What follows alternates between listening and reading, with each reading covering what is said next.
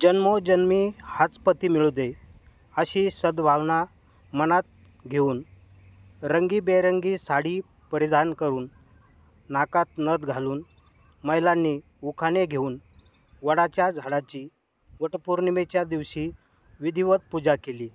यावेळी वडाच्या झाडाला 7 फेरे मारून महिलांनी आपली मनातील भावना व्यक्त केली।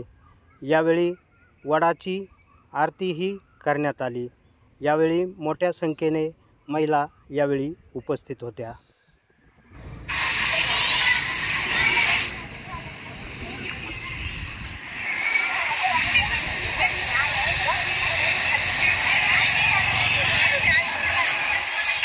प्रवरा परिसरातील नवनवीन घडामोडी जाणून घेण्यासाठी प्रवरा न्यूज चॅनलला सबस्क्राईब करा। प्रवरा न्यूजसाठी पत्रकार विजय बोडखे, प्रवरा परिसर।